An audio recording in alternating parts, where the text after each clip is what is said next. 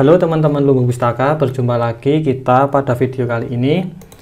Kita akan bersama-sama belajar tentang bela negara, khususnya tentang hasil post-test teman-teman. Sangat mengejutkan, ternyata hasil post-test teman-teman itu banyak sekali yang di bawah rata-rata atau di bawah nilai 70, karena saya menargetkan rata-rata teman-teman itu dapat 70 dari 10 soal, minimal benar 7. Ternyata banyak sekali yang di bawah 70. Oke, sebelum itu saya perlihatkan dulu hasil teman-teman mengerjakan soal. Baik, teman-teman sekarang dapat melihat ini tabel dari teman-teman kemarin yang sudah mengerjakan. Dari sini kita bisa melihat ini adalah nilai teman-teman yang 70, yang 100 adalah totalnya. Dari sini saya bisa melihat yang dapat nilai 100 itu tidak lebih dari 10 orang. Bahkan yang dapat nilai 100 itu ada yang mengerjakan sampai 2 kali, 3 kali, bahkan 4 kali. Sehingga kita bisa meyakini bahwa yang mendapatkan nilai tinggi sebenarnya lebih rendah lagi. Kenapa begitu? Nanti kita bahas di pembahasan soal. Oke, di sini ada beberapa teman kita yang sudah tembus nilai 100. Ini luar biasa ya. Kita berikan tepuk tangan untuk teman-teman yang sudah tembus nilai 100. Di sini ada saya sendiri ya. Ini saya nyoba kunci jawaban dan ternyata jawabannya oke, tidak masalah. Ini yang pertama ada Mbak Irma, dia dapat 100 dari total 100. Ini hebat sekali Mbak Irma ini. Berarti dia belajarnya itu tidak hanya drill soal. Saya yakin teman-teman yang hanya drill soal mesti di angka seperti ini, ada 60, ada 50 itu. Ini pasti teman-teman belajarnya pakai drill soal atau mengerjakan soal ABCD sebanyak-banyaknya. Metode itu tidak salah untuk materi TIU. Tetapi untuk materi TWK tidak cukup dengan cara seperti itu. Tidak cukup teman-teman hanya drill soal sebanyak-banyaknya. Oke, kenapa seperti itu? Karena soal TIU dan soal TWK itu konteksnya sangat berbeda. Oke, nanti kita tambahkan di belakang. Mbak Irma tadi dapat 100. Lalu ada Mbak Sri dapat 100 juga. Oke, bagus Mbak Sri. Lalu ada lagi Yu dapat 100 juga ini, tapi dia mengisi 2 kali sehingga saya kasih bintang ya. Yang pertama dapat 90, yang kedua dapat 100. Ada N, siapa nggak tahu, saya dapat 100 juga. Lalu ada B, ini apa nggak kebaca ya kodenya di tempat saya, dapat 100 juga. Oke, ada Junakama dapat 100 juga. Dan terakhir habis ya. Oh, masih ada KWJS dapat 100. Ada Mbak Yeni juga dapat 100. Oke.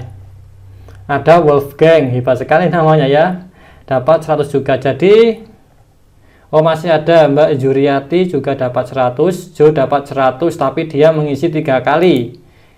1, 2, 3. Mbak Juriati juga mengisi 3 kali ya, dapat 40, dapat 70, dapat 100. Jadi kita bisa mengambil nilai yang ini sebenarnya. Mas Jo juga kita bisa mengambil yang ini, dia dapat 70. Ada Arun ngisinya sampai 4 kali ya, 70, 80, 90, 100.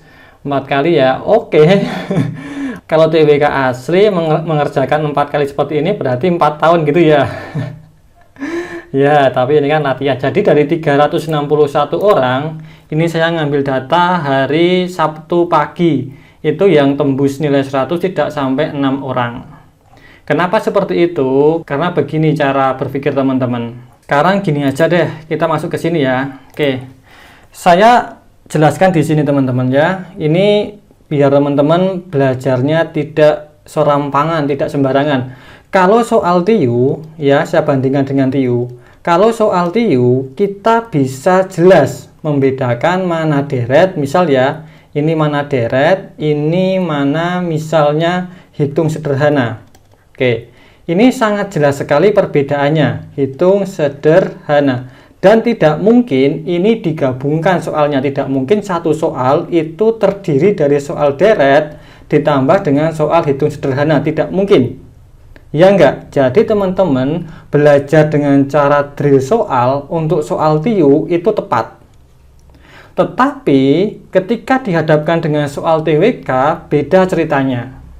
Oke, sekarang saya tanya, ketika kita ngomongin bela negara, ya, kita ngomongin bela negara, kira-kira dia akan menyangkut ke sini nggak? Ke nasionalisme?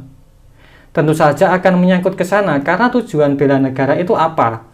Dia menjaga eksistensi dari negara. Untuk menjaga eksistensi harus punya jiwa nasionalisme, jiwa yang mengutamakan negaranya, sehingga materi nasionalisme itu terhubung dengan bela negara.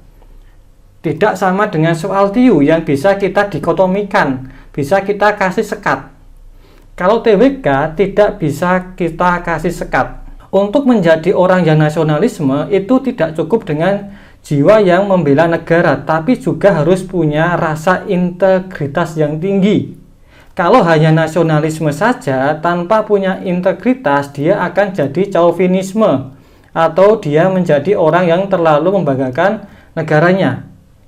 Sekarang kita bisa menyimpulkan bahwa nasionalisme itu juga terhubung dengan integritas. Bela negara tanpa integritas juga tidak bisa. Dia hanya akan menjadi teroris.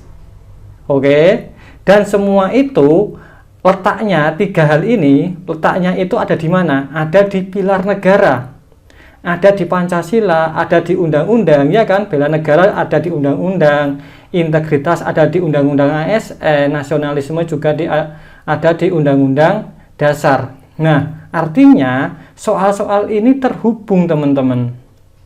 Kalau teman-teman berpikir soal bela negara itu dia berdiri sendiri, tidak terhubung dengan yang lain, yang terjadi seperti tadi, nilai teman-teman akan seperti ini. Ya 30, ya 50, ya seperti ini, 50, seperti ini, terusan. Jadi teman-teman tidak siap menghadapi soal yang dikombinasikan. Tambah lagi, ada yang aneh nggak teman-teman ketika melihat ini? Di sini bahasa Indonesia saya kecualikan ya, karena ini kan pelajaran di luar kita, artinya ini sudah kita dapatkan sejak SMP. Jadi ini saya kecualikan. Sekarang kita lihat ini dulu. 4 materi ini, teman-teman merasa nggak ada yang aneh nggak di sini? Kalau saya pribadi itu ada yang aneh, dan kita sudah merasakan di tahun 2019 kemarin juga ada yang aneh. Apa? Materi sejarah. Kok sejarah tidak muncul teman-teman di kisi-kisi? Ada nggak yang kepikiran kayak gitu? Pasti ada yang kepikiran seperti itu. Apakah sejarah tidak penting bagi negara kita? Penting nggak? Jawabannya penting. Jawabannya penting banget, ya kan? Tidak boleh melupakan sejarah, jas merah, gitu kan? Tetapi kenapa nggak muncul? Jawabannya, sejarah itu dimasukkan ke dalam ini, ke dalam nasionalisme, dimasukkan ke dalam integritas, dimasukkan ke dalam bela negara, dimasukkan ke pilar negara. Contoh sejarah yang dimasukkan ke integritas apa? Misal, ketika Bung Hatta mau berangkat naik haji, dia ingin dibiayai oleh negara. Tetapi Bung Hatta tidak mau, dia maunya pakai uang pribadi. Itu sebuah integritas. Dan materinya diambilkan dari sejarah. Seperti ini. Sejarah yang masuk nasionalisme apa? Misal ketika Panitia 9 dengan sukarela merubah poin pertama dari Piagam Jakarta yang awalnya mengatakan orang Islam itu wajib menjalankan syariatnya, tetapi karena demi kebaikan nasional, demi kebaikan negara, itu dirubah dengan ketuhanan yang Maha Esa saja. Demi apa? Demi menjaga keutuhan NKRI. Karena pada waktu itu Indonesia bagian timur protes kalau mengutamakan orang Islam saja. Dan mereka mau merubah itu. Nah, inilah sejarah yang masuk nasionalisme, sejarah yang masuk integritas, dan dia akan masuk ke bela negara, masuk ke pilar negara. Dan di soal yang kita buat itu ada soal sejarahnya. Dan buktinya teman-teman banyak yang salah menjawabnya. Artinya sejarah Indonesia teman-teman perlu pahami juga. Oke, sekarang kita buktikan aja di soal-soalnya sembari kita belajar. Soal yang pertama ini adalah lot 1 atau hanya hafalan saja. Ini penting sekali bagi teman-teman. Kalau lot satunya teman-teman sudah tidak paham, nanti di soal berikutnya teman-teman akan sangat kebingungan.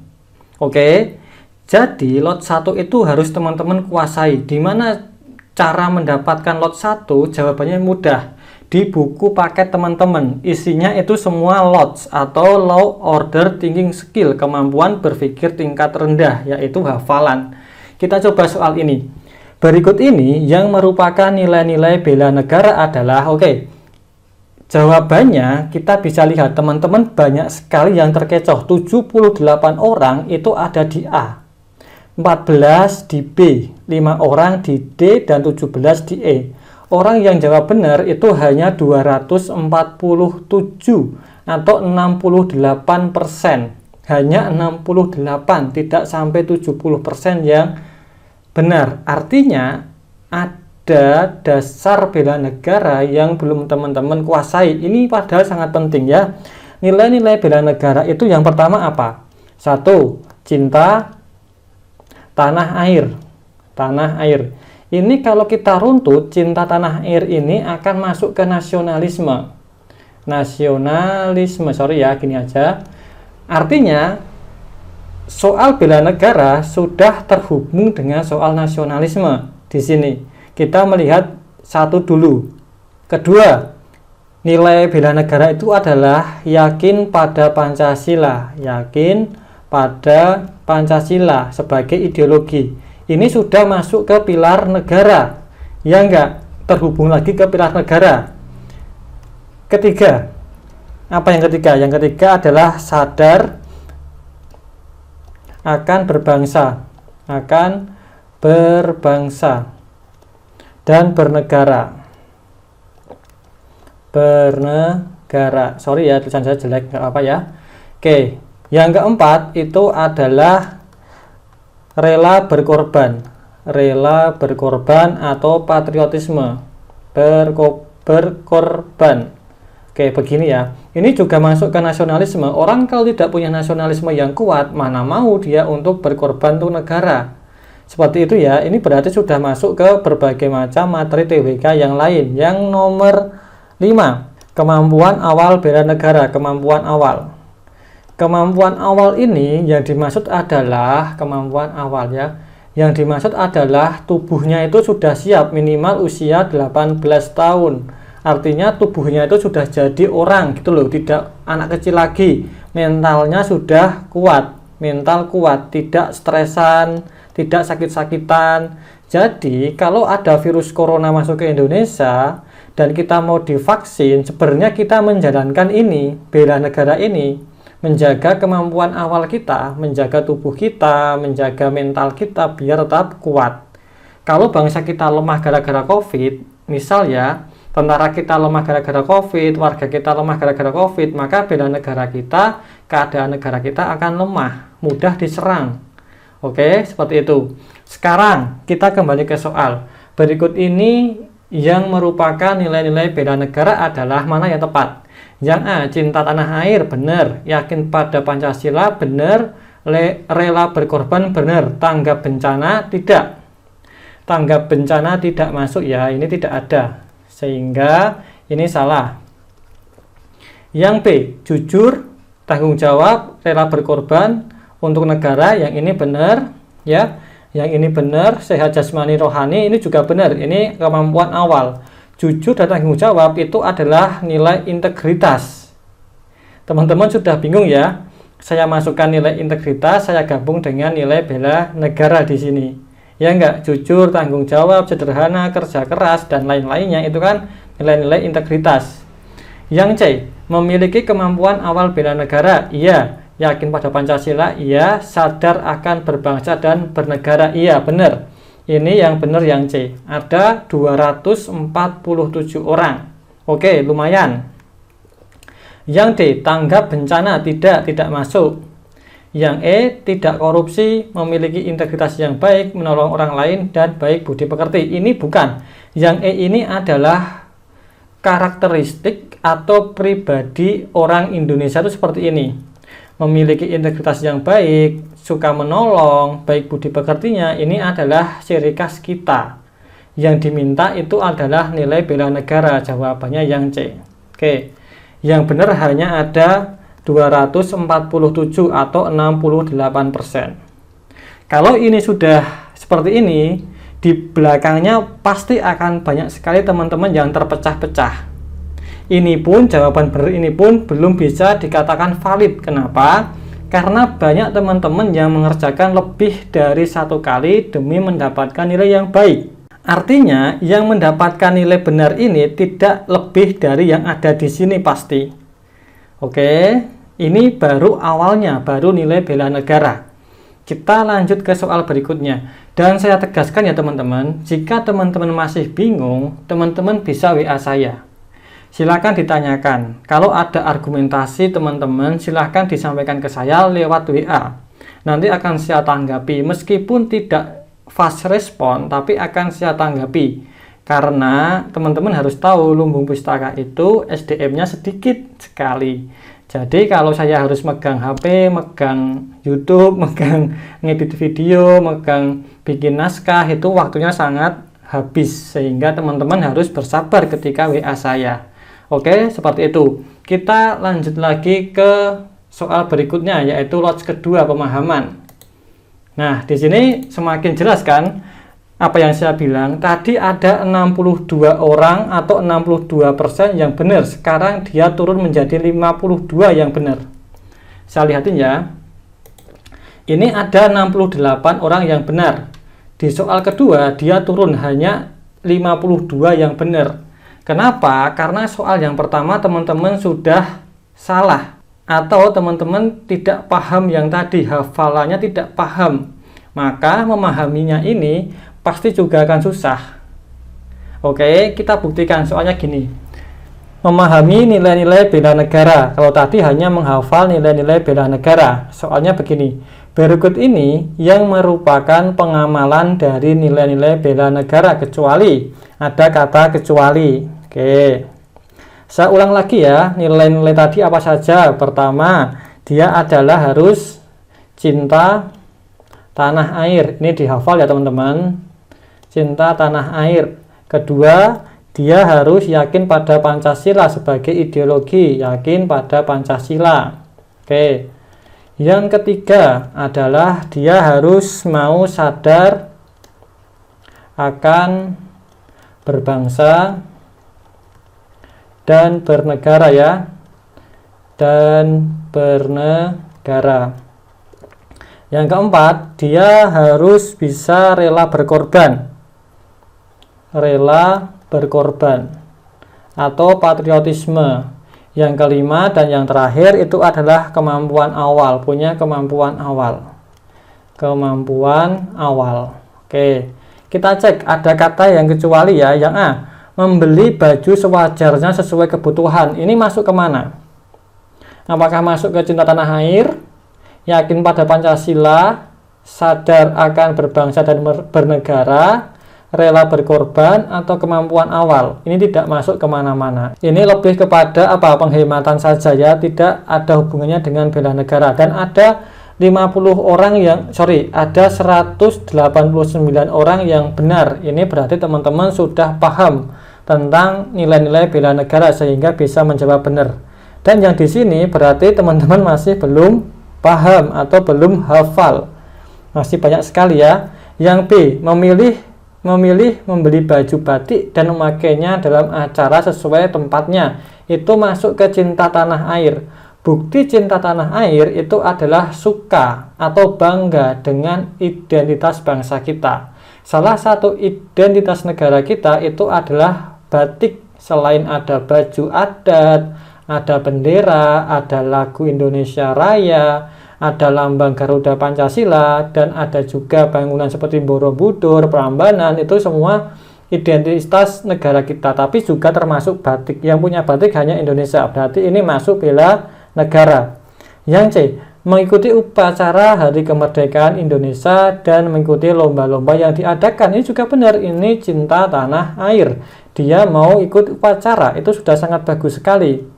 Yang D, berangkat rapat Satgas Covid untuk kegiatan penyemprotan desinfektan di desa. Ini juga benar.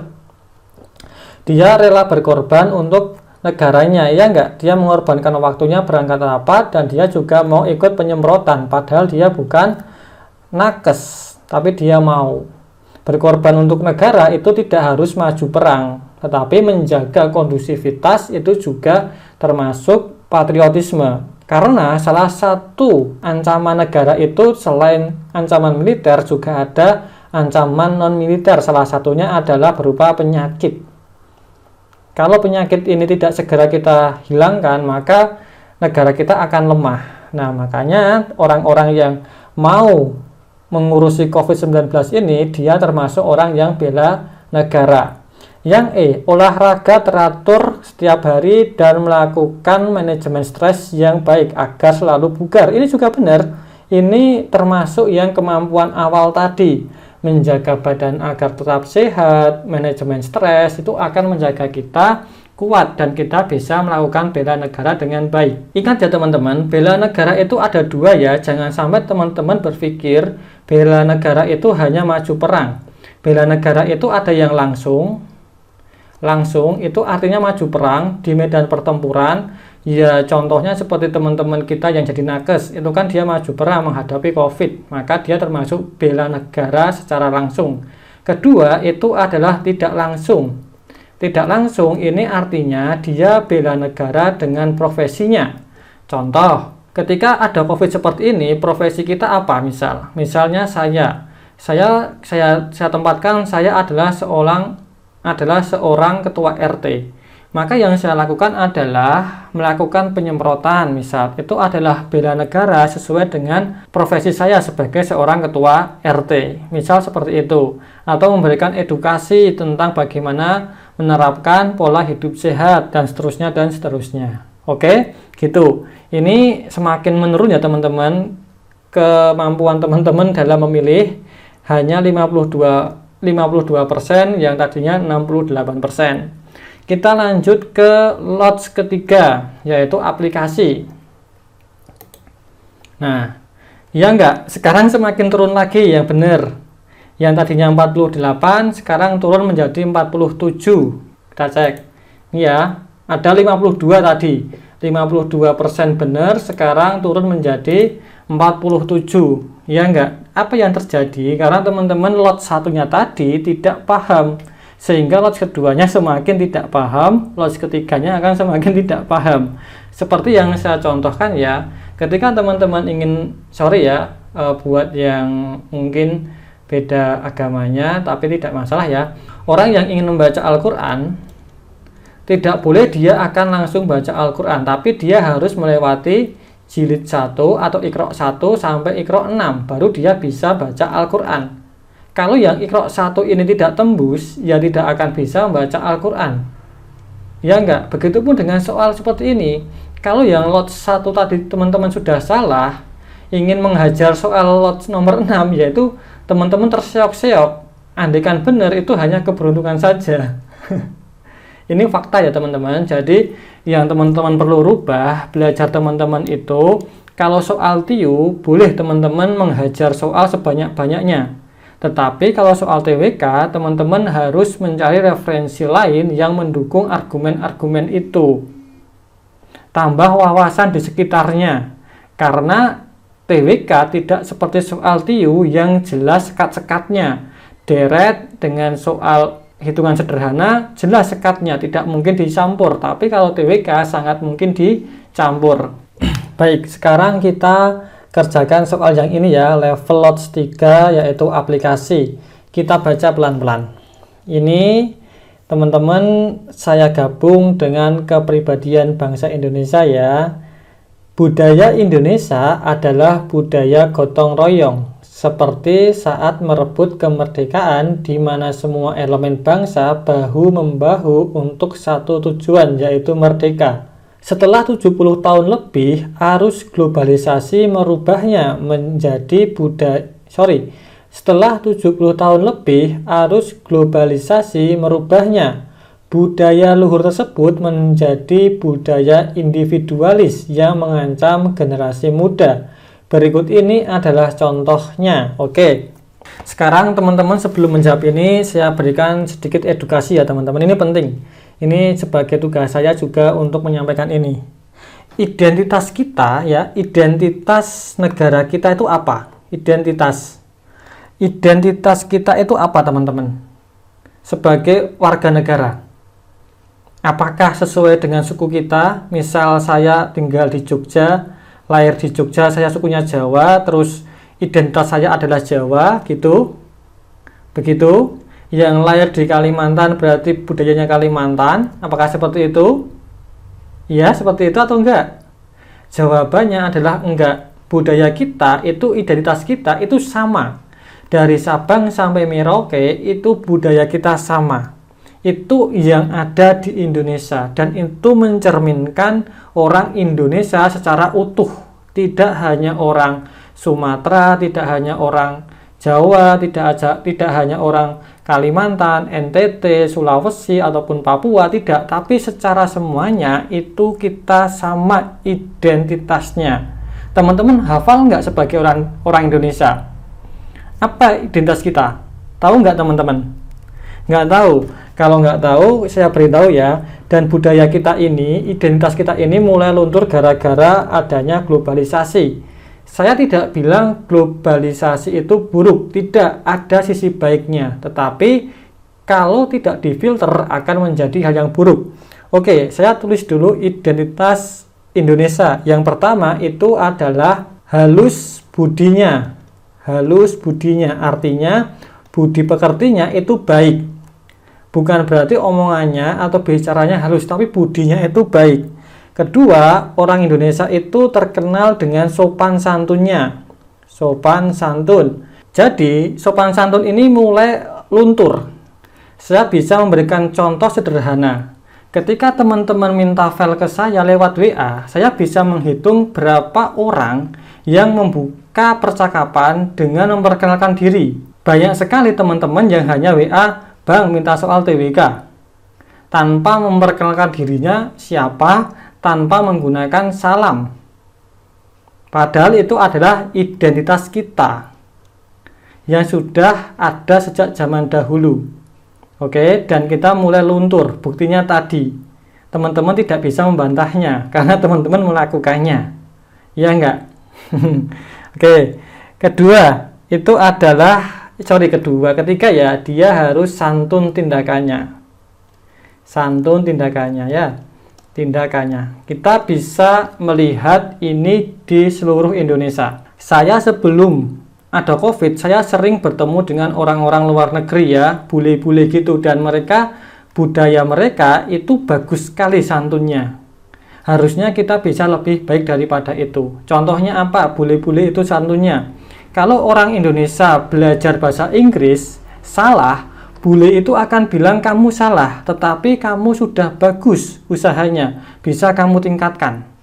Tetapi kalau orang Indonesia melihat orang melakukan kesalahan, apa yang dilakukan? Dihujat, ya enggak? Disalah-salahin, tetapi tidak diberikan apresiasi. Kalau orang bule masih mau memberikan apresiasi, itu juga semakin luntur. Yang keempat, itu orang Indonesia terkenal dengan toleransinya. Toleransi. Ini sudah ada sejak kita merdeka. Panitia 9 itu sudah membuktikan bahwa mereka mau kok merubah nilai dari Panitia 9 poin pertama. Bahkan pendiri bangsa Indonesia itu yang mendirikan tidak hanya umat Islam atau tokoh-tokoh Islam, tapi juga ada Kristen, ada juga Katolik pada waktu itu. Dan kita juga menganut Bhinneka Tunggal Ika, di mana semuanya sama. Ini adalah ciri khas kita. Yang kelima adalah solidaritas, atau kita saling tolong-menolong. Ini juga semakin luntur ya kita. Contohnya apa? Yang paling menyebalkan bagi saya itu adalah ketika saya mendengar informasi orang kok tega-teganya menimbun masker pada awal corona itu, di mana solidaritasnya.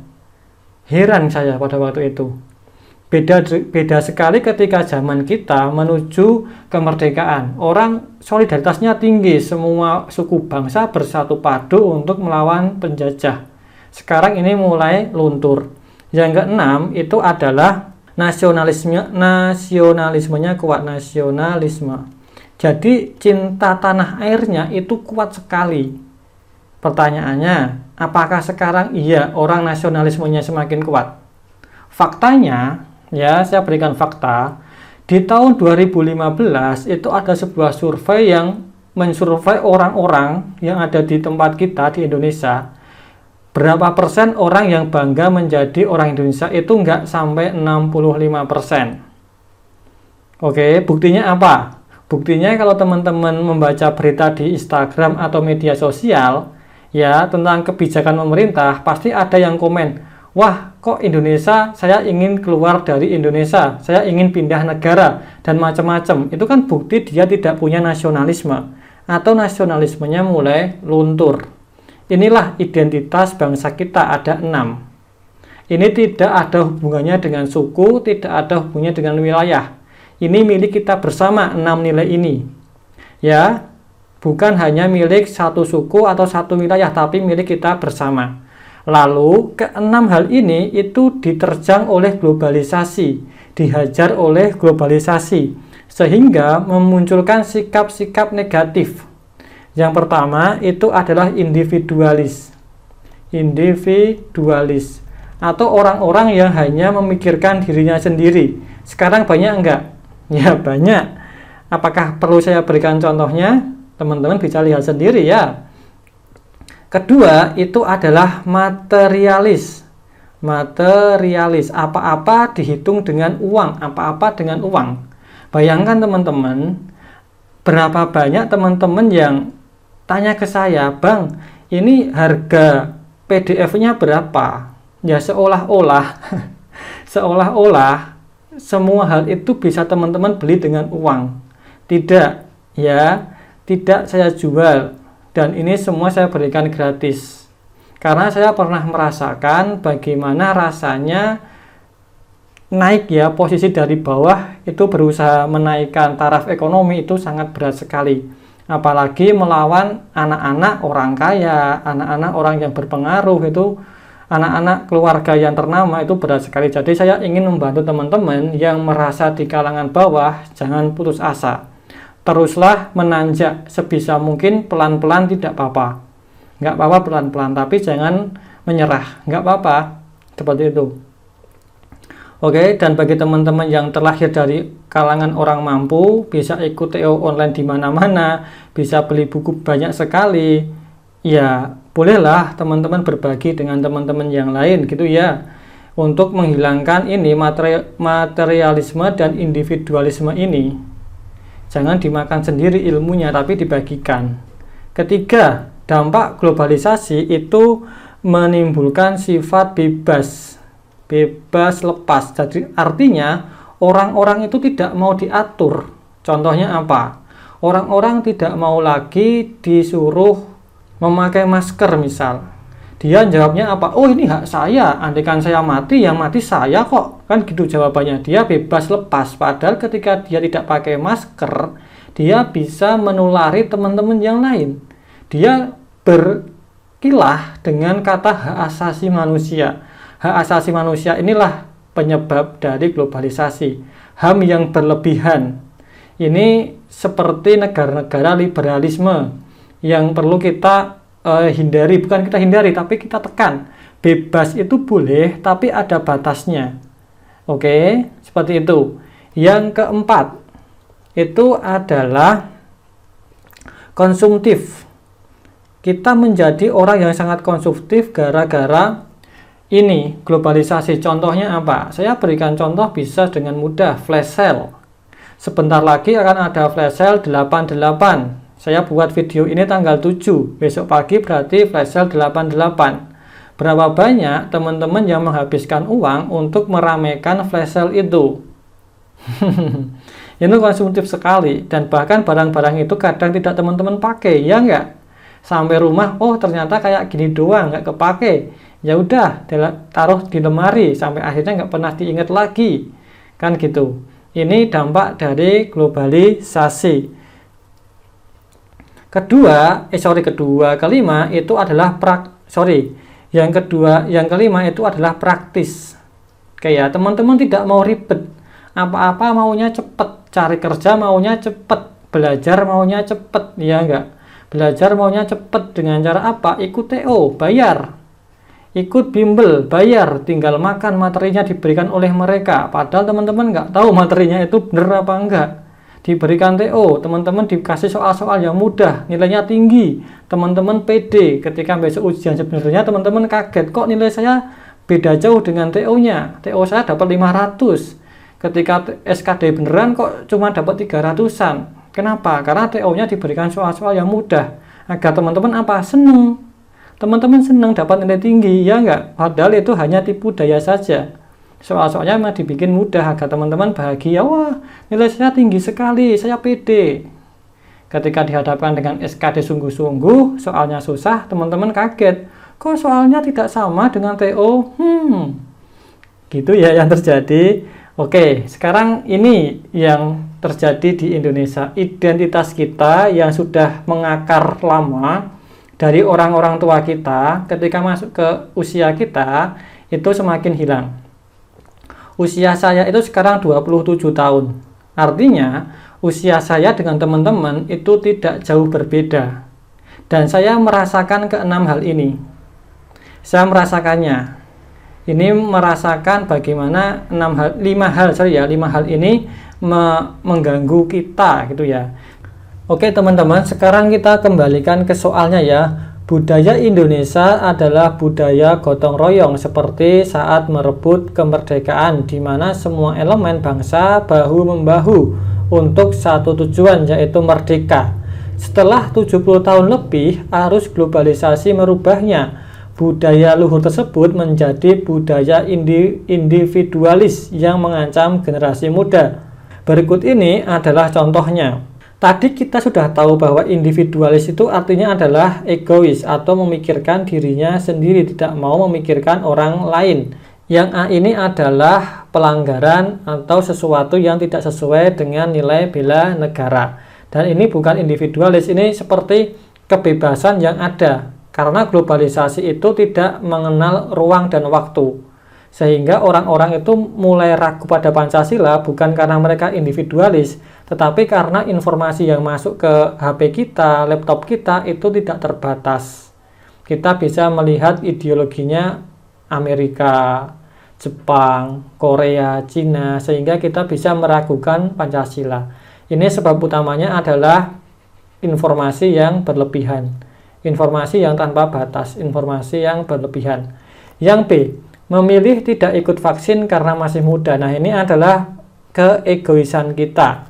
Iya, betul. Saya masih muda, teman-teman masih muda, di bawah 30 tahun, kita masih kuat. Tetapi bagaimana dengan orang tua kita, lingkungan kita? Kan mereka enggak. Kita hanya memikirkan diri kita sendiri, sehingga jawaban B ini adalah egoisme, atau memikirkan diri sendiri. Hanya ada 47% yang benar. Yang C, membagikan sembako kepada masyarakat terdampak COVID. Ini kan bukan individualis, ini malah bagus sekali ya, berbagi. Dia ada di kata solidaritas ini ya, pengamalan nilai luhur kita, solidaritas, saling berbagi, solidaritas, berbagi untuk mengentaskan masalah ini. Yang D, memaafkan pencuri buah yang ternyata anak kecil ya, ini toleransi ya, kebaikan, toleransi, itulah memaafkan dia karena masih anak kecil, toleransi. Ini bukan individualis. Yang E, memilih mendukung pemain Jepang daripada Indonesia dalam ajang bulu tangkis. Ini bukan individualis, ini tidak punya nasionalisme. Dia tidak mau mendukung negaranya sendiri, nasionalisme. Dan anehnya ada 90 orang yang menjawab ini ya. Jadi beda, individualis dan tidak punya nasionalisme. Seperti ini soal teman-teman. Seperti ini soalnya teman-teman. Ini baru masuk ke lots 3, belum masuk ke hotsnya ya. Oke. Gimana sampai sini? Masih kuat nggak ini? Saya yang nggak kuat ya, nyerit. Saya yang nggak kuat ini kalau disuruh ngomong selama ini ya. Oke, saya kuat-kuatkan ya. Oke, kita lanjutkan lagi. Oke, kita masuk ke dalam soal hot 1 atau analisa. Ini saya berikan teman-teman sebuah sejarah Indonesia. Ini pasti sejarah itu akan muncul besok, saya berani menjamin. Cuman disisipkan di integritas, di nasionalisme, di pilar negara, atau di mana suka-suka pembuat soal ya. Oke, di sini naik ya, dari yang tadi yaitu 40-an orang sorry 40-an%, sekarang ada 59% yang benar. Oke, bagus. Kita baca pelan-pelan. Di akhir tahun 1945, situasi keamanan di ibu kota Jakarta makin memburuk dengan terjadinya saling serang antara kelompok pro kemerdekaan dan kelompok pro Belanda atau Nica, sehingga ibu kota dipindahkan ke Yogyakarta, serta presiden dan wakil presiden diungsikan ke Yogyakarta melalui jalur kereta dengan surat rahasia. Dari bacaan di atas yang mencerminkan sikap patriotisme adalah, patriotisme itu adalah dia rela berkorban untuk negara dalam bentuk apapun ya, untuk negara. Yang paling tinggi adalah mengorbankan nyawanya. Patriotisme ini baru muncul ketika orang punya nasionalisme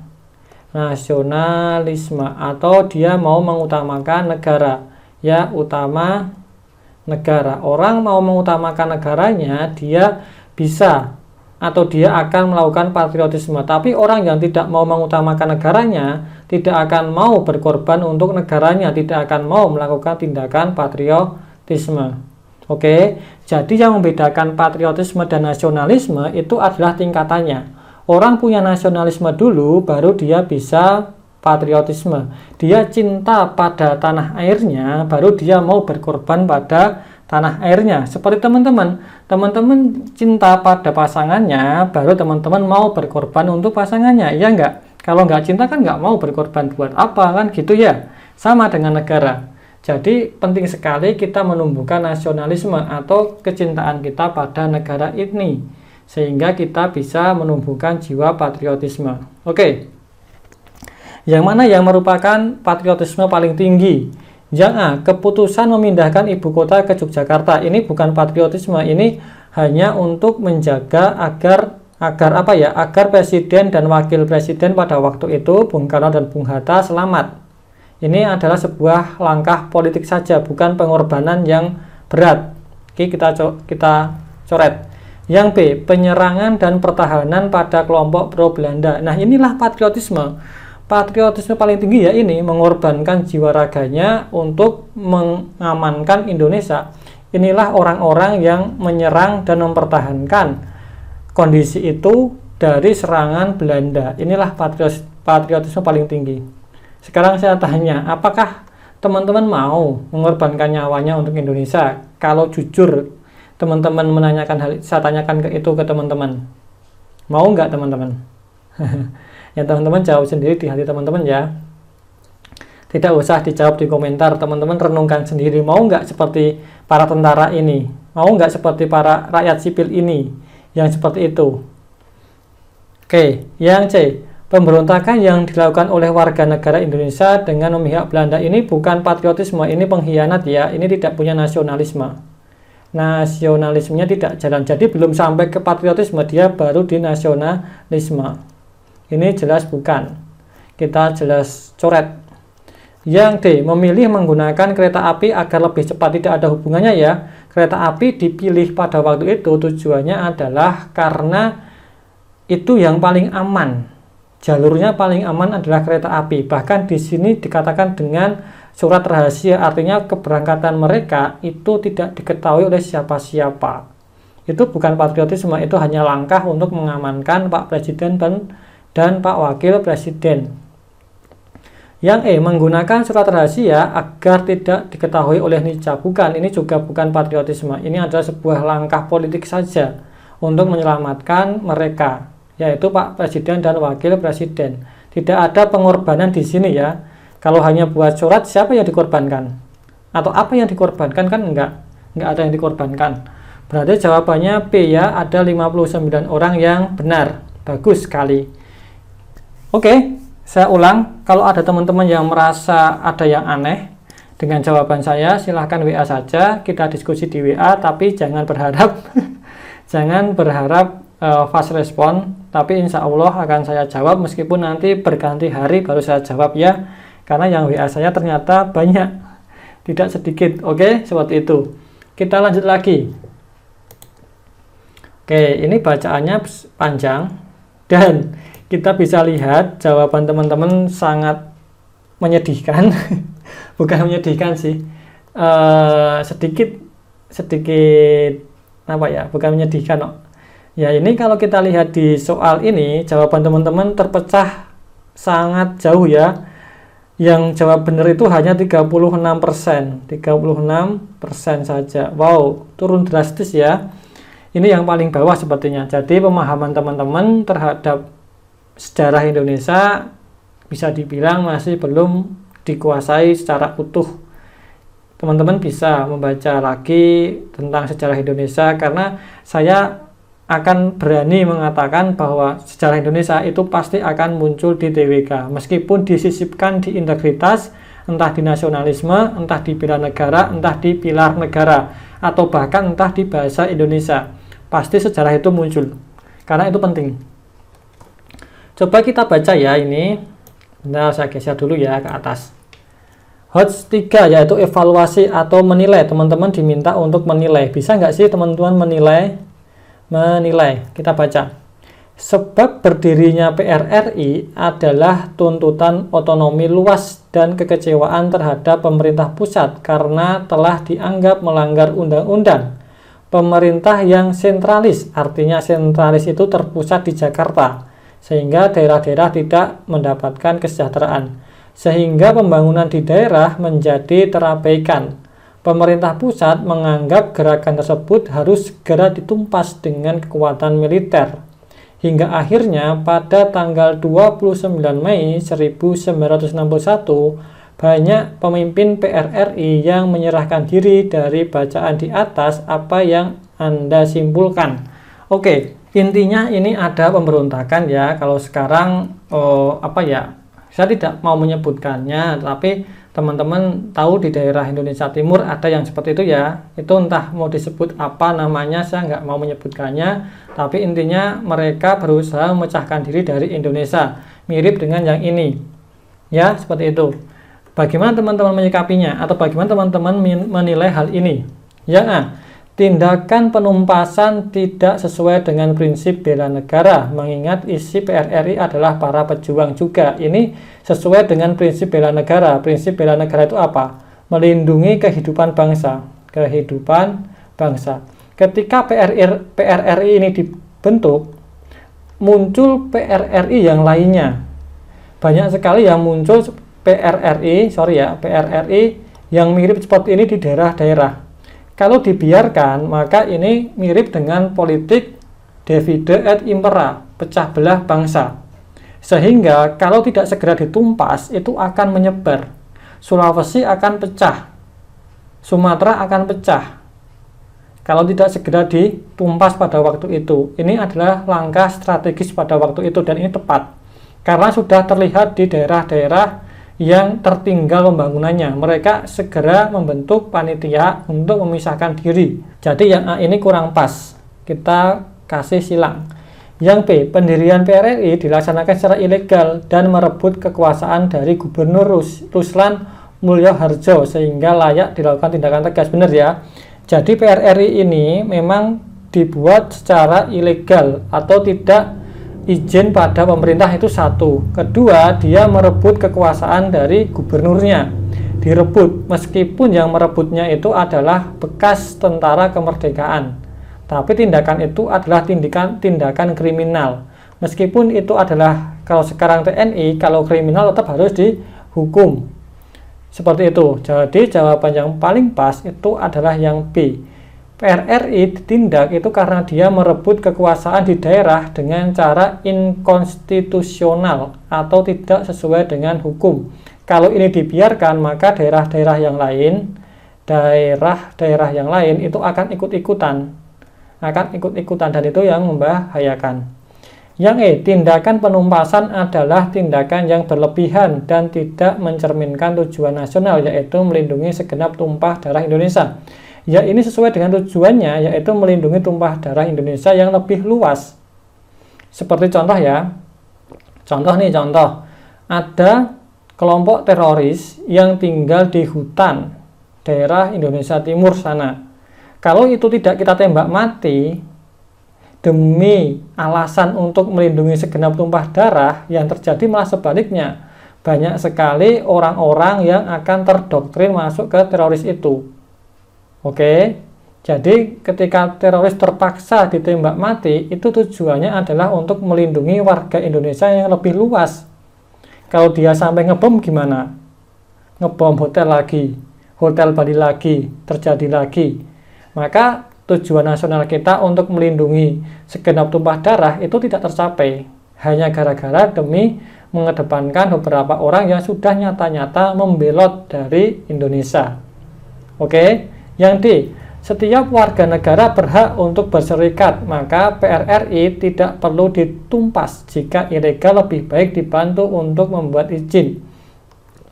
Benar, semua orang punya hak untuk berserikat, tetapi seperti yang dibilang tadi, bebasnya ada batasnya.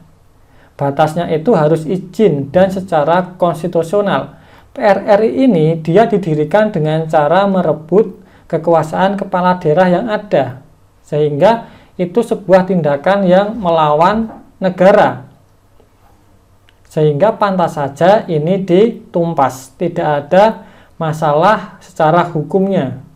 Yang E, tindakan pemerintah pusat tepat dikarenakan kekuasaan militer adalah jalan tercepat untuk menyelesaikan konflik. Ini memang di depannya bagus, tetapi di belakangnya kurang pas. Kekuatan militer itu adalah jalan terakhir, bukan jalan tercepat. Ini jalan terakhir dan paling lama.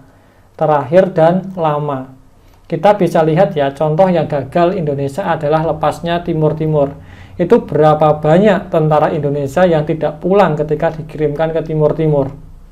Dan akhirnya lepas. Tentara itu, mereka maju perang itu adalah pilihan yang terakhir ketika sudah tidak ada pilihan yang lain. Ingat, tujuan Indonesia itu apa?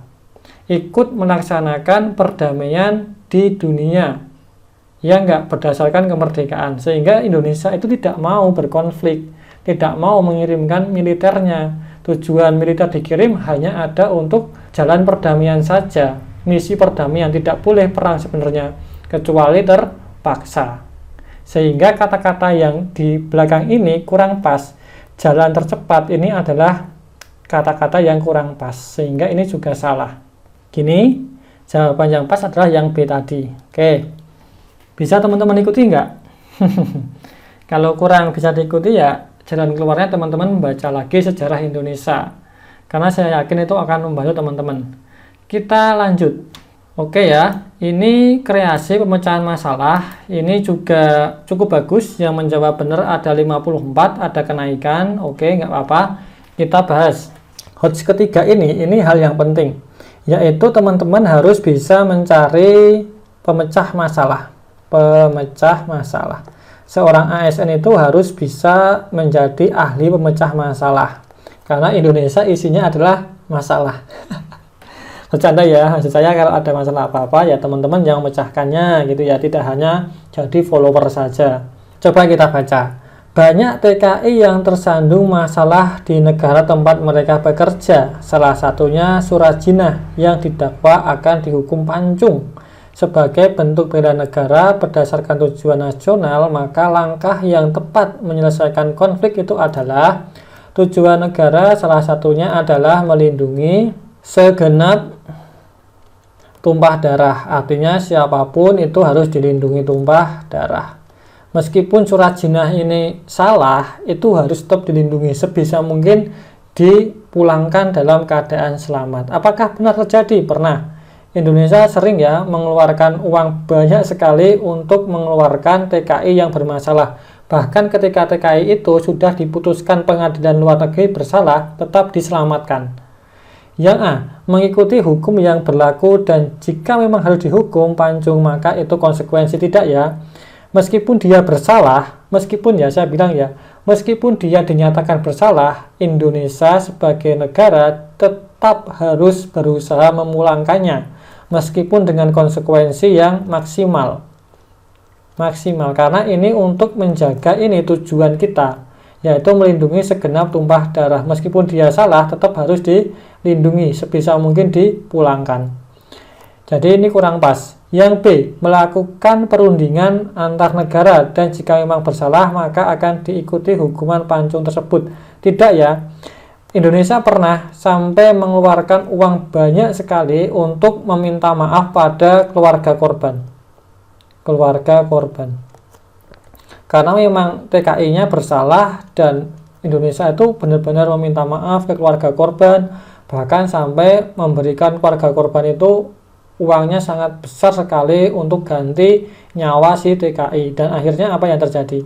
Akhirnya ya bisa dipulangkan tapi dalam bentuk tidak bernyawa. Tetapi Indonesia sudah berusaha maksimal, tidak langsung akan diikuti itu enggak, tapi lebih dikuatkan lagi kepada hubungan pada keluarganya.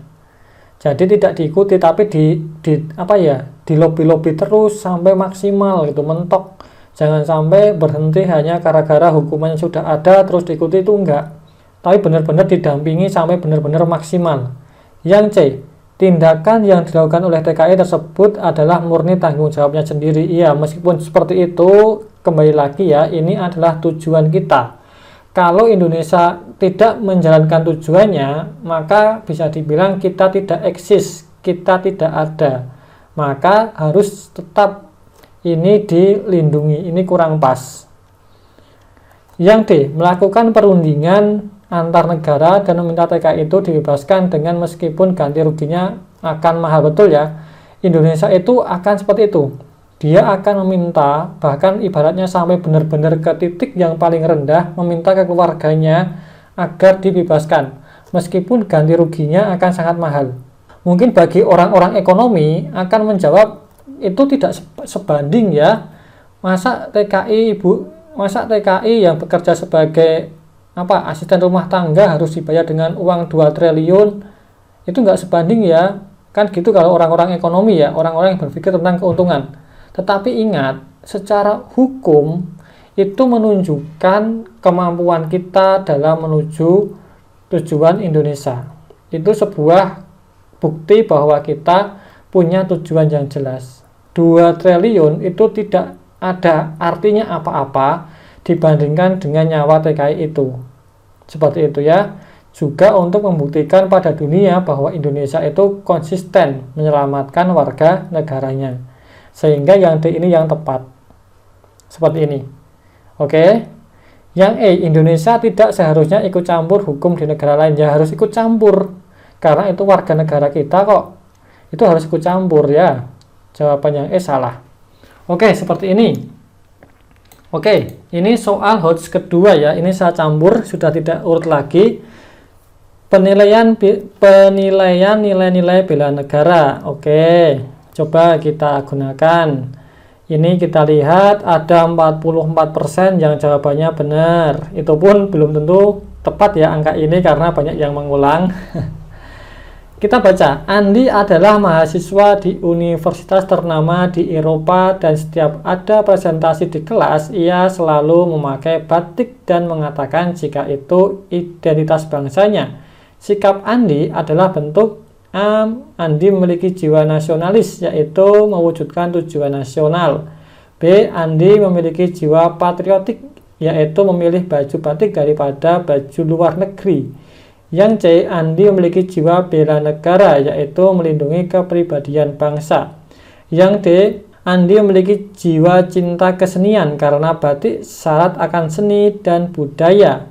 Yang E. Andi memiliki jiwa yang ingin mewujudkan cita-cita bangsa dengan memakai batik. Oke, di sini sebelum saya jawab, ingat ya teman-teman, kalau teman-teman mendapatkan soal HOTS, teman-teman jangan pernah sekali-kali menghafalkan ceritanya, tapi hafalkan lots-nya.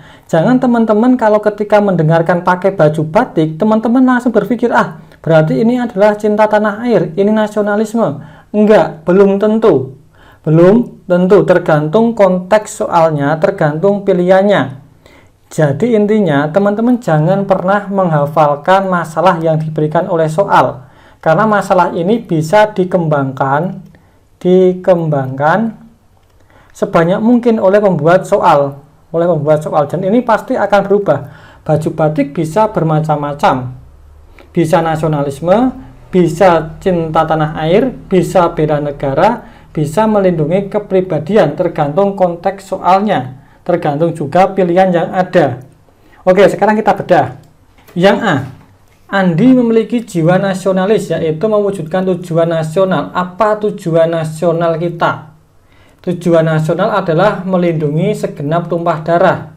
Segenap tumpah darah. Apalagi setelah itu? Tumpah darah.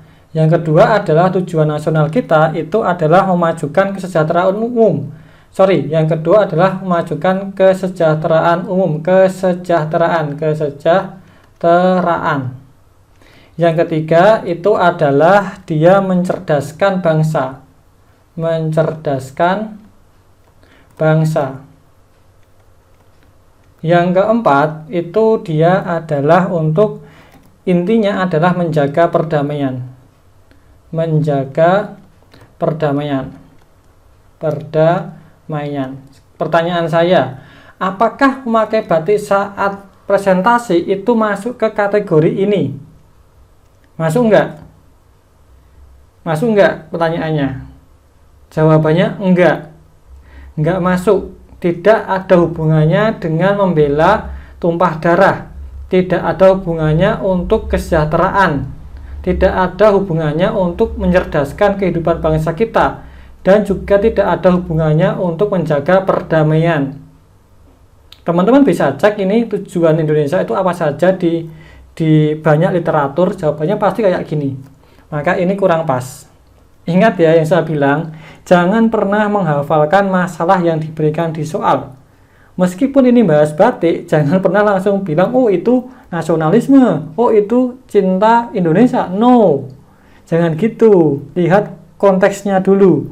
Yang B, Andi memiliki jiwa patriotik, yaitu memilih baju batik daripada baju luar negeri. Patriotik itu intinya adalah mengorbankan yang ada. Mengorbankan apa yang kita miliki, dan itu adalah hal yang sangat berharga. Misal nyawa kita, harta kita, itu patriotik. Kalau hanya memilih baju dari luar negeri atau batik, itu bukan patriotik. Itu hanya lebih kepada cinta produk dalam negeri atau cinta tanah air saja. Yang B kurang pas.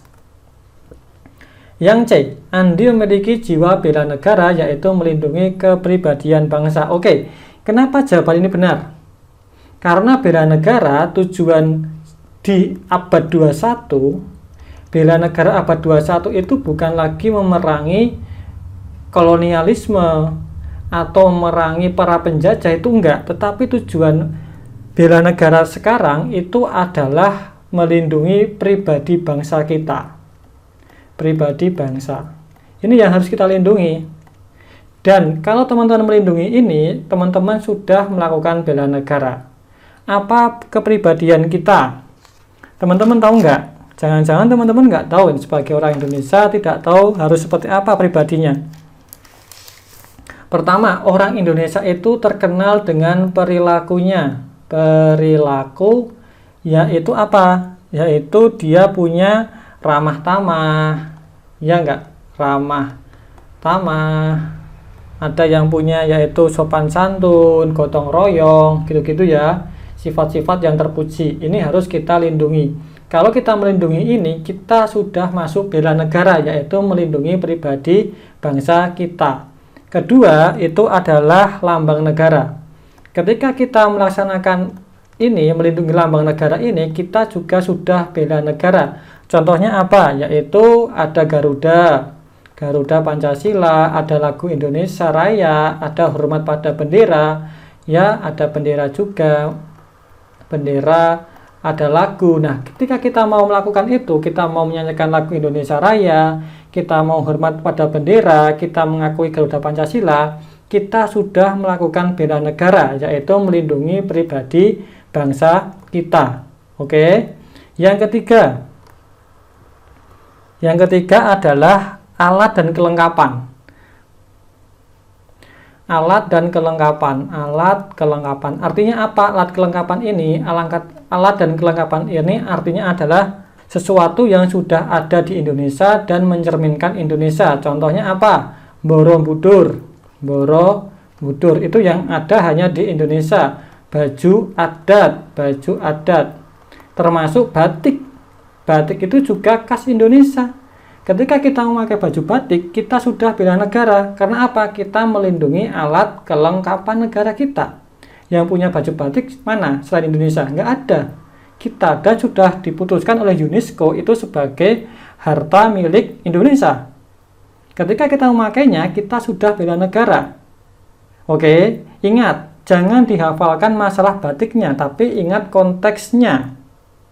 Kalau pertanyaannya, Andi memilih memakai baju batik daripada memakai jas. Nah, itu baru beda lagi nanti jawabannya. Yang diingat jangan pakai baju batiknya, tapi pertanyaannya apa, konteksnya apa. Soal HOTS itu jebakannya adalah ini, mengingat masalahnya. Jangan ingat masalahnya, tapi ingat dasarnya, lotsnya tadi. Oke? Bingung nggak teman-teman? Bingung ya? Kalau bingung ya wajar sih, namanya juga belajar. Tapi itu harus diingat. Keempat, bela negara itu adalah melindungi tujuan negara. Tujuan negara kita apa? Misal, Pak Jokowi maunya kita adalah negara tangguh, misal. Negara tangguh. Maka ini adalah tujuan yang harus kita lindungi. Ketika ganti presiden, nanti ganti lagi tujuan jangka pendeknya, itu adalah sesuatu yang harus kita lindungi. Negara tangguh ini contohnya apa? Misal ya, Indonesia itu terkenal dengan negara tangguh akan bulu tangkisnya. Ya enggak? Orang yang sudah memenangkan Olimpiade kemarin, Grecia Poli dan siapa tadi namanya, Apriani Rahayu, itu dia sudah melaksanakan bela negara karena dia sudah menjalankan tujuan negara, yaitu menjaga ini tujuan kita sebagai ciri khas negara yang ahli atau banyak atletnya di bulu tangkis. Dan dia sebagai seorang atlet sudah menjalankan profesinya dengan maksimal. Artinya dia bela negaranya sebagai dua tujuan. Pertama, menjaga tujuan. Kedua, dia bela negara sebagai seorang profesi atau secara tidak langsung. Seperti itu ya teman-teman. Oke, teman-teman masih bingung lagi, teman-teman minta PDF-nya aja, nanti dibaca lagi, dicermati, direnungkan, nanti akan ketemu ya. Berarti jawaban kita adalah yang C. Yang D, Andi memiliki jiwa cinta kesenian karena batik syarat akan seni dan budaya. Yang diminta bukan kesenian ya, batik itu memang kesenian, tapi yang lebih jauh daripada itu, lebih dalam daripada itu ya, tidak ada hubungannya dengan kesenian sebenarnya. Lebih dalam daripada itu, yaitu untuk menjaga agar alat kelengkapan kita itu tetap ada. Yang E, Andi memiliki jiwa yang ingin mewujudkan cita-cita bangsa dengan memakai batik. Cita-cita bangsa kita itu apa teman-teman? Ada yang tahu nggak? Cita-cita bangsa itu, karena ini sudah tidak cukup, maka saya sampaikan saja ya. Cita-cita kita itu adalah Indonesia yang merdeka, bersatu, berdaulat, mewujudkan masyarakat yang adil dan makmur, berdasarkan Pancasila dan Undang-Undang Dasar 1945. Memakai baju batik, apakah itu akan menjaga kemerdekaan kita? Menjaga kedaulatan kita? Ya kurang pas juga kan? Seperti itu. Oke. Kita lanjutkan lagi teman-teman, biar tidak terlalu panjang durasinya. Nah, ini soal yang mudah teman-teman, banyak yang benar ya. Nah, kayak gini kan saya cepat bahasnya ya, tidak perlu lama-lama. Oke, ada 95% yang benar ya. Banyak kebudayaan Indonesia yang diakui oleh negara tetangga. Jika diruntut, maka penyebab utamanya adalah memudarnya pengetahuan tentang identitas nasional Anda. Identitas nasional Anda adalah seorang tour guide anak-anak kemana mereka akan Anda ajak. A. Candi Borobudur dan dan menonton tari Jaipong. B. Puncak gunung dan pantai. C. Wisata air terjun dan pegunungan. D. Rumah makan Eropa dan membeli baju adat. Yang E. Bioskop untuk menyaksikan film pahlawan dan membeli makanan. Oke, saya cek lagi ke sini ya. Ini ya. Kita lihat di sini ada alat dan kelengkapan kita, termasuk rumah adat, Borobudur, baju adat, tarian adat, lagu adat, itu adalah pribadi bangsa kita. Sehingga yang perlu dilakukan oleh yang tour guide ini ya jelas ya, ke Candi Borobudur dan juga mengunjungi atau menonton tari Jaipong. Inilah cara kita untuk menjaga kepribadian anak-anak kita. Oke, seperti itu. Ini tidak perlu saya panjang lebar karena semua sudah benar. Kita lanjut. Oke ya, ini soal yang keberapa ya? Dua terakhir ya. Oke, ini soal dua terakhir. Ini juga banyak sekali yang salah, bahkan yang salah lebih besar daripada yang ada ya. Ini hanya 32 orang yang benar ya. Oke, coba kita cek evaluasi nilai-nilai bela negara. Bela negara adalah manifestasi dari rasa cinta tanah air yang tinggi, lalu menjadi bentuk nyata, yaitu menjaga komponen identitas nasional. Berikut ini yang bukan merupakan tindakan menjaga identitas nasional. Oke ya, ingat kata kuncinya ya, identitas nasional kita. Yang diminta itu adalah langkah untuk menjaga identitas nasional. Oke. Identitas kita yang diminta. Jangan sampai terjebak lebih jauh lagi. Identitas nasional kita itu sudah saya tuliskan tadi, akan saya tuliskan ulang biar teman-teman hafal, yaitu adalah tentang pola perilaku kita. Pola perilaku. Ini adalah identitas kita, yaitu ada sopan, ada jujur, hormat pada orang tua, ya, dan lain-lainnya. Teman-teman sudah hafal ya pelajaran teman-teman ketika kecil, yaitu kita harus kedua itu melindungi simbol negara atau lambang negara, melindungi bendera kita, melindungi lagu kita, macam-macam itu ya, lagu, bendera, bahasa Indonesia dan macam-macamnya bahasa. Yang ketiga itu adalah alat dan perlengkapan, alat-alat yang ada, alat yang ada, misal Borobudur yang tadi saya bilang ya, Borobudur, baju adat, ada juga batik, ada mungkin songket, ya macam-macam lah. Yang keempat itu adalah tujuan bangsa. Tujuan bangsa harus kita lindungi, misal tadi ya adalah budaya unggul kita, budaya unggul di bidang bulu tangkis dan macam-macamnya. Bulu tangkis, catur, atau apa-apa itu ya. Jadi yang diminta itu adalah bela negara untuk melindungi 4 hal ini saja. Oke, jangan terjebak dengan soal-soal yang biasa teman-teman temui di buku. Yang A, selalu berbicara sopan dan melakukan tindakan yang santun sesuai norma baik. Itu kan sesuai dengan pola perilaku ya. Sopan santun dan lain-lainnya. Berarti ini bela negara untuk menjaga identitas nasional, ini benar. Padahal yang diminta itu adalah yang bukan, tindakan untuk melindungi 4 hal ini. Yang B, ikut upacara di hari Senin dengan khidmat dan penuh penghayatan. Itu berarti dia menjaga lambang negara, lagu kita, Pancasila kita, itu ketika upacara semua dilakukan. Ini berarti juga benar. Yang C, memakai baju adat dengan bangga ketika ada event di sekolah atau tempat kerja. Itu adalah penerapan dari nomor 3, yaitu alat kita, alat khas Indonesia itu dipakai semua. Ada baju adat, batik, songket, tenun, macam-macam itu termasuk bela negara untuk melindungi identitas nasional. Yang D, memiliki tujuan, yaitu mencerdaskan bangsa dengan mengajari adik-adik belajar di rumah. Itu adalah tujuan ini, budaya unggul kita, yaitu menjaga tujuan yang ada, yaitu mencerdaskan kehidupan bangsa dengan berbagai macam kemampuan anak-anak. Itu pas, ini pas, tidak ada yang salah. Yang E, mengikuti kegiatan siskampling yang diadakan untuk menjaga ketertiban lingkungan. Nah, ini yang tidak pas. Ini bela negara, iya, betul, ini bela negara menjaga keamanan. Tetapi yang E itu tidak masuk ke sini, tidak masuk ke dalam identitas kita. Bela negaranya benar, tetapi yang diminta itu adalah tindakan menjaga identitas. Oke, kembali lagi saya ingatkan, jangan terbawa kebiasaan kepada problem soal. problem soal. Saya sudah membaca banyak sekali soal seperti ini ya, jadi saya tahu soal yang sering keluar di buku itu apa saja. Masalah batik tadi pasti dihubungkan dengan nasionalisme, padahal enggak.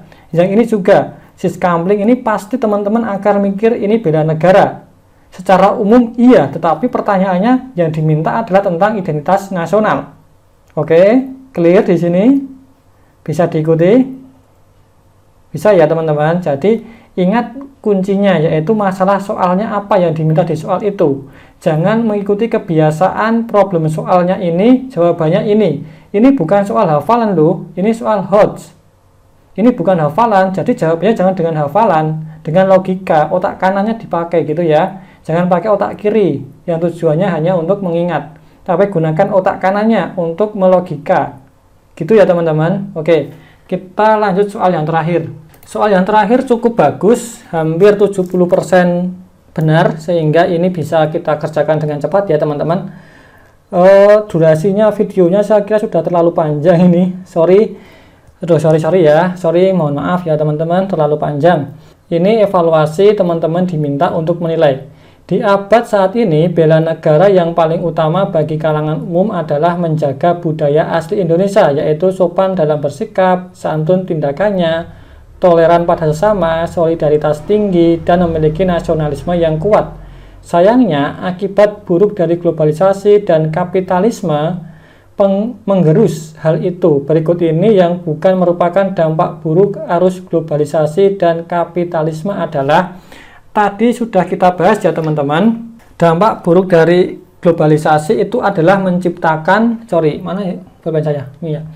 menciptakan individualisme atau egoisme gitu. Lalu menciptakan materialisme atau orang-orang itu jadi materialisme, apa-apa uang itu dampak dari kapitalisme. Yang ketiga adalah bebas tanpa batas.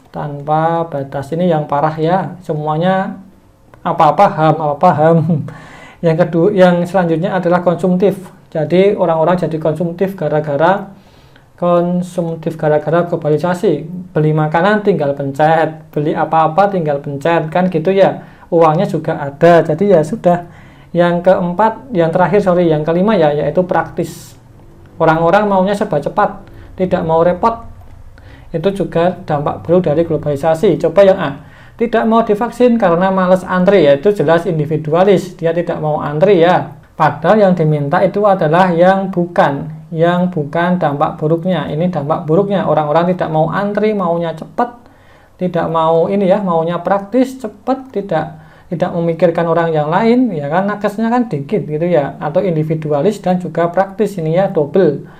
Yang B, tidak tertarik ikut kerja bakti dan kegiatan di masyarakat sekitar. Nah, ini jelas individualis, dia tidak peduli dengan masyarakat sekitar. Ya jelaslah ini juga salah.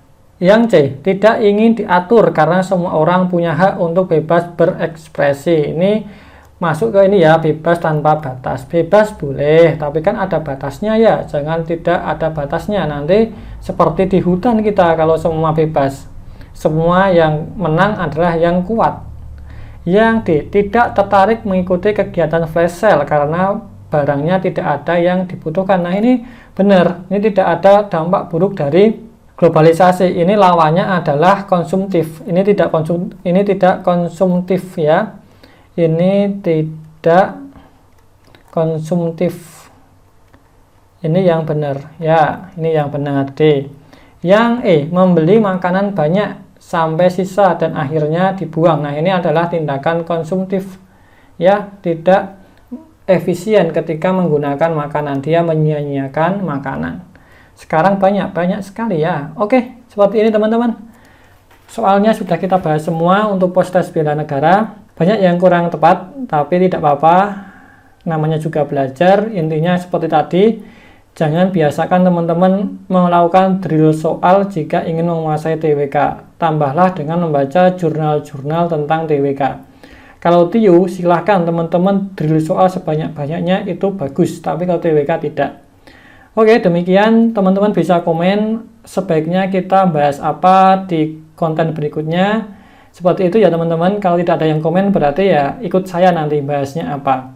Oke, demikian, sampai jumpa lagi. See you teman-teman, sehat-sehat.